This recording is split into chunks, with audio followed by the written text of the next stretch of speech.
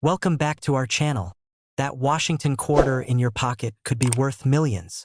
Rare dates and mint errors make some quarters incredibly valuable. Check your change and hit like and subscribe for more coin finds. In 1968, the United States Mint was adjusting to a new reality. Just a few years earlier, silver had been removed from most circulating coins, and clad coinage, made from layers of copper and nickel, was now the standard. For the Washington quarter, first introduced in 1932 to honor the bicentennial of George Washington's birth, the change in composition marked the end of an era.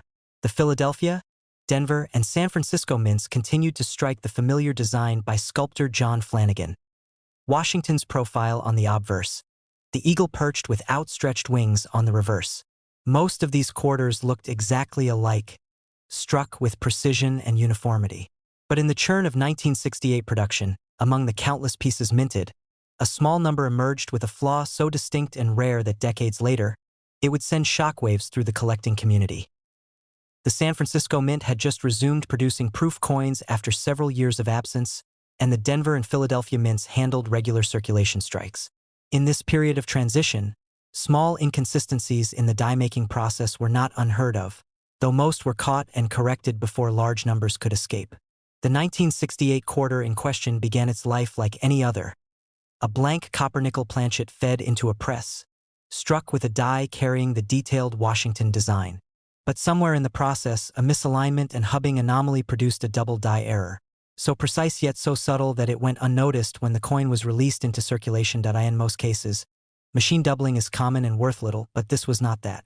This doubling was a true double die, born in the creation of the die itself. It manifested most clearly in the inscriptions. Liberty showed extra thickness and shadowed edges. In God We Trust displayed separation in certain letters, and the date 1968 had faint but distinct doubling on the numerals. On the reverse, parts of the eagle's feathers and the word quarter dollar exhibited the same doubling effect. These details could only be seen under magnification, which explains why so many of these coins slipped quietly into everyday use without attracting attention. It wasn't until the late 1980s that the error truly came to light. In a small coin shop in Oregon, a longtime collector named Harold was sifting through a bag of quarters a dealer had purchased from a local bank. Harold was methodical, turning each coin under the shop's fluorescent lights, scanning for signs of minting anomalies. When he picked up one particular 1968 quarter, his eyes lingered. At first, it was the date. Something about the thickness of the 6 and the 8 seemed off. Pulling out his jeweler's loupe, Harold studied the coin closely. The doubling was undeniable. Every part of him knew this was not common post-mint damage. It was a true double die. Harold purchased the coin for its face value plus a small premium the dealer added for its unusual appearance. At home, under better lighting and higher magnification, the full scope of the doubling became clear. The separation in the lettering was sharp, the edges of the numerals clean, hallmarks of a genuine double die rather than flat mechanical distortion. He began cross-referencing known varieties in numismatic guides but found no listing for a 1968 double die quarter. That could mean only one thing. Either the variety was so rare it hadn't been documented yet, or so few existed that it had never drawn attention. In the following years, a handful of other examples surfaced, often in well-worn condition from years of circulation. The scarcity became undeniable. Unlike certain earlier double die quarters that were discovered in larger numbers, the 1968 example remained elusive, with no clear record of how many were struck before the defective die was replaced. The market's reaction to such a coin is often slow at first. Early sales in the 1990s saw prices in the hundreds, rising to low thousands for higher-grade examples. But as the internet connected more collectors and third-party grading services confirmed the authenticity of the variety, demand grew rapidly. By the late 2000s, certified mint state examples were fetching significant sums at auction, especially those with sharp strikes and minimal contact marks. Then, in 2016, an unexpected twist deepened the coin's intrigue. A collector who owned 2 certified 1968 double die quarters noticed that one of them had a slightly different surface tone, a faint golden warmth visible in certain lighting. Metallurgical testing revealed an anomaly. The nickel cladding on that coin was fractionally thinner in areas, allowing the copper core's color to influence the surface hue. While the difference was subtle and didn't alter the coin's official specifications, it created a subgroup within the already rare error type. Collectors who valued uniqueness within rarity began competing fiercely for these toned examples, driving their prices even higher. Today, the 1968 double-die Washington quarter from the Philadelphia Mint stands as one of the most elusive clad-era quarter errors. Its combination of subtle yet dramatic doubling, low survival rate in high grades, and the added mystique of the planchet variation makes it a coveted prize for advanced numismatists. In certified mint state condition, especially with bold doubling and the rare warmer tone, this coin commands between $48,000 and $128,000. A remarkable ascent for a piece that once slipped unnoticed into the pockets of everyday Americans. In 1974, the Washington quarter had already been a familiar part of American life for over 4 decades. John Flanagan's portrait of George Washington on the obverse and the eagle on the reverse were so well known that most people never stopped to examine them closely. The United States Mint, operating at high efficiency in Philadelphia, Denver, and San Francisco, struck millions of these copper-nickel-clad quarters for everyday use. They were intended to be uniform, flawless, and interchangeable. But in the relentless rhythm of minting, even with strict quality controls, certain anomalies could occur, rare enough to evade detection, yet significant enough to become treasures for those who knew what to look for. The 1974 Washington quarter error that would become famous among collectors began in the die-making process, long before the coin ever saw a press. When working dies are created from a master hub, they must be impressed multiple times to capture the full depth of the design. If the hub and die are even slightly misaligned during these impressions, the result is a double die, a form of doubling that is permanent and entirely different from common mechanical doubling caused by the press.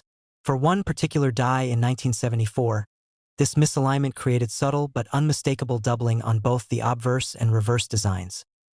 Most of these coins entered circulation unnoticed. To the average person, they looked identical to every other quarter in their pocket. But under magnification, the differences emerged. On the obverse, the word Liberty showed shadow-like separations along the edges of its letters. In God We Trust displayed extra thickness, with some letters revealing crisp doubled outlines. The date 1974 itself exhibited slight yet clear doubling on the numerals, particularly on the 1 and 4.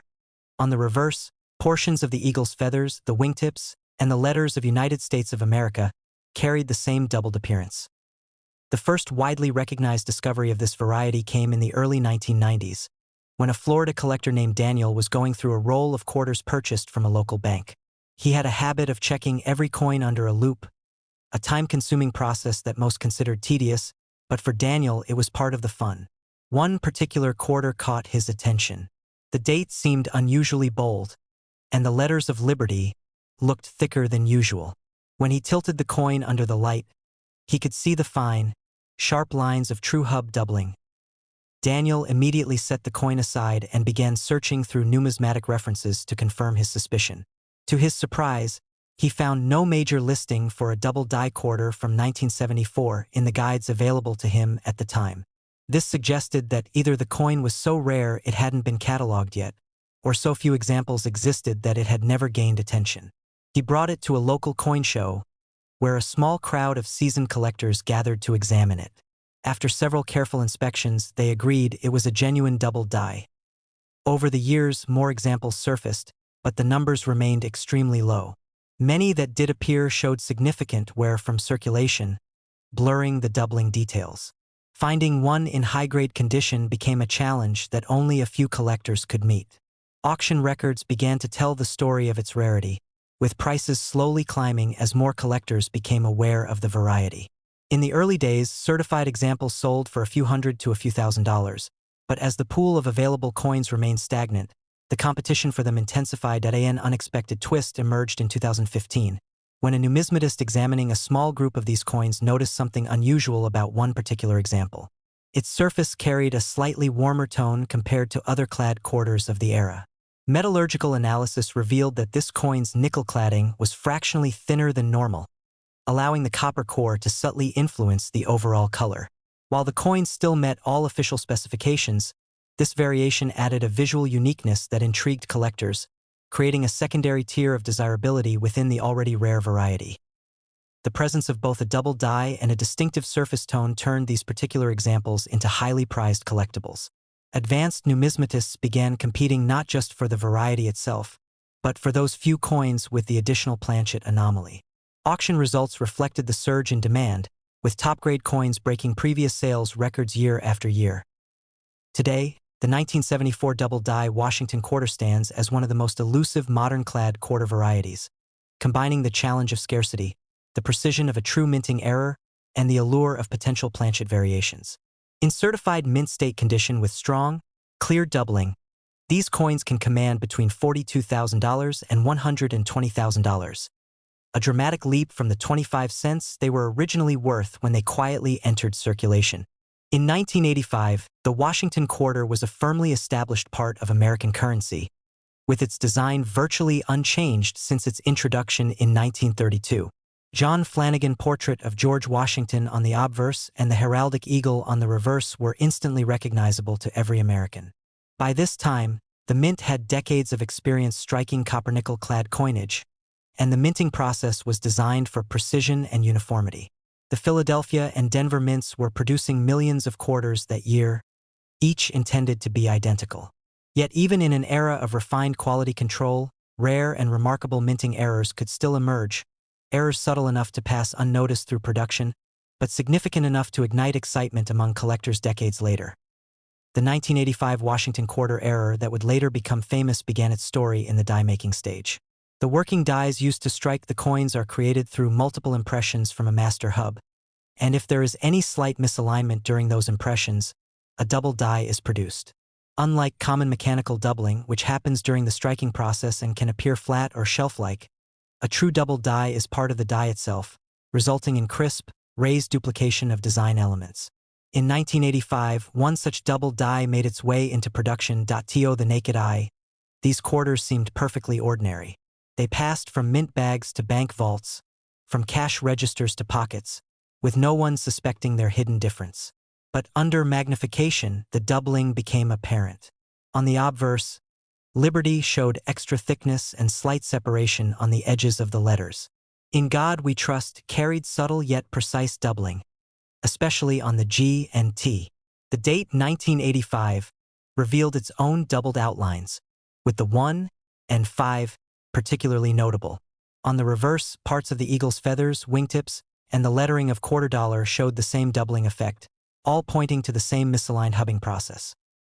The first major recognition of the error came in the mid-1990s, when a collector named Howard was sorting through a group of quarters he had set aside from coin rolls purchased at a local bank. Howard's collecting style was meticulous. He examined every coin under a loupe, even modern ones others considered unremarkable. One particular 1985 quarter caught his attention. The date seemed unusually bold, and certain letters on Liberty appeared to have faint shadows beside them. Tilting the coin under the light, the crisp, raised lines of a true double die became obvious. Howard immediately realized the potential importance of his find. He compared the coin against reference books and variety lists, but found no mention of a 1985 double die quarter. He brought it to a coin show, where several experienced numismatists confirmed the authenticity of the doubling. The news spread quietly at first, with a handful of collectors beginning to search their own change for more examples. Over the years, additional coins surfaced, but the number remained small. Many of them were in circulated condition, with the doubling worn down by years of handling. Mint state examples were rare, and those with strong, clear doubling were rarer still. Auction results began to climb as awareness of the variety grew. Early sales in the 2000s fetched modest amounts compared to what they would later command, but as the supply failed to increase, the competition for top-grade coins intensified. Then came a surprising twist in 2018. A small group of certified 1985 double die quarters was examined by a specialist who noticed that one example had a slightly different overall tone. Instead of the bright, uniform silver-gray of typical clad quarters, it carried a faint golden warmth across parts of its surface. Metallurgical testing suggested that this was due to slightly thinner nickel cladding in certain areas, allowing a hint of the copper core's color to subtly influence the coin's appearance.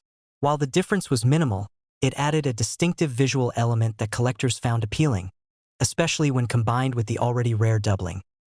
This variation created a new layer of desirability. Collectors began specifically seeking out not just any 1985 double-die quarter, but those with the unique surface tone. Auction prices for these examples often exceeded those of the standard double die, even in similar grades. The rarity of the double die itself, combined with the even smaller subset of toned planchet variations, cemented the coin's status as a modern rarity. Today, the 1985 double die Washington quarter is one of the most elusive clad-era varieties, valued for both its scarcity and its sharp, distinctive doubling. In high-grade, certified condition with bold doubling, it commands between $38,000 and $98,000. A remarkable transformation for a coin that once moved unnoticed through everyday commerce.